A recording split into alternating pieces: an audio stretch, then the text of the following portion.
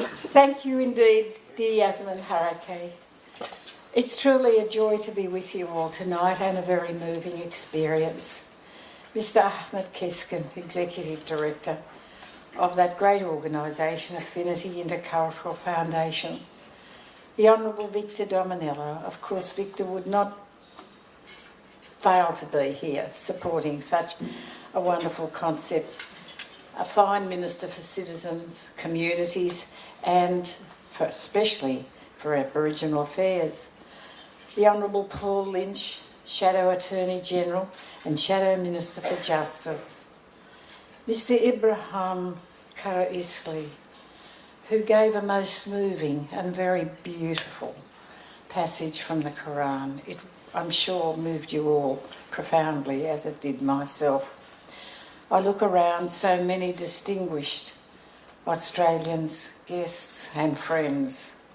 Well, it's truly a privilege to be part of such an evening as we gather to confirm our commitment to and to celebrate affinity, a concept which implies a feeling of identification with another, perhaps of shared basic values, especially positive values, even a natural liking, an unavoidable liking and respect for one another, the pathway to genuine friendship and peace. In a world still so sadly beset by conflict, the experience of celebrating what we share in common, rather than concentrating on differences, can provide a priceless effect of healing and loyalty.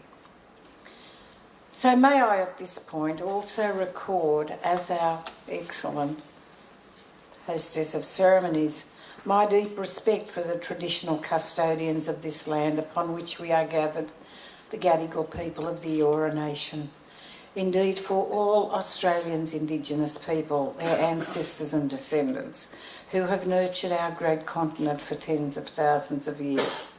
And I'm sure most of you here, especially those who've lived a long time, are grateful to have lived long enough to see the greater enlightenment across the wider community of understanding and appreciation of that longest living civilisation on Earth. I was not surprised, but certainly I was delighted and inspired to learn that the Affinity Intercultural Foundation was established, and I quote, by a Greek group of young Australian Muslims over 10 years ago to provide encouragement to the Muslim community to interact harmoniously with the wider Australian society, and also, so importantly, to enable a greater understanding by the wider community of the Muslim community's very rich cultural heritage and beautiful religion. In my travels across the vast regions of this city and this state as Governor of New South Wales, the oldest public office in the nation, I am seeing increasing evidence of greater understanding and acceptance and respect, especially among children and young people. And I'm speaking of the western suburbs, the inner western suburbs, the outer suburbs, the high growth areas, the places which are richly endowed with educational opportunities and those who are requiring more. But what I see is an upward ascent, which is very inspiring. Their shared aspirations and experiences, even recreational pursuits in those years of school and tertiary institutions, are providing a valuable environment in Australia for this.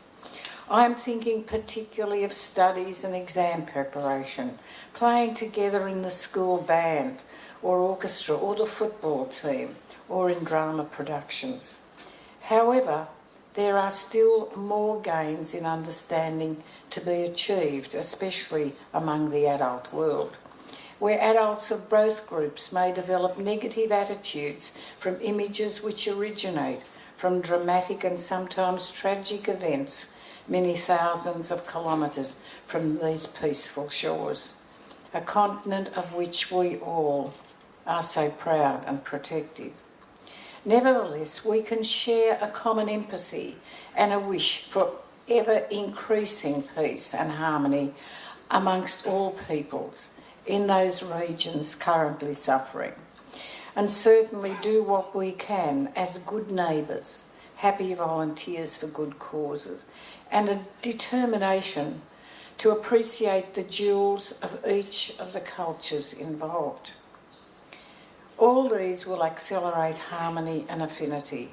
They will also provide an unqualified and priceless experience in enlightenment and of truly a sense of belonging to the family of humanity. These may be mere words, but I have witnessed this myself in my travels across regions that are troubled now, which will one day be restored to peace, such as in Syria. Only recently, the Commonwealth Government, because of the absence of the Prime Minister in South America, the absence of the Foreign Minister in Libya, and various others unable to go, sent me on a mission to Saudi Arabia just for 2 days in order to pay Australia's respects to the family, the bereaved family of the late Crown Prince. So Australia takes her role as a bearer of genuine empathy, understanding and bridge building across the world very seriously. May it always be so. And thank you to all of you who are contributing to affinity, to the philosophy, the affects behind that noble aspiration, and to this splendid gathering. May peace be with you all. Thank you.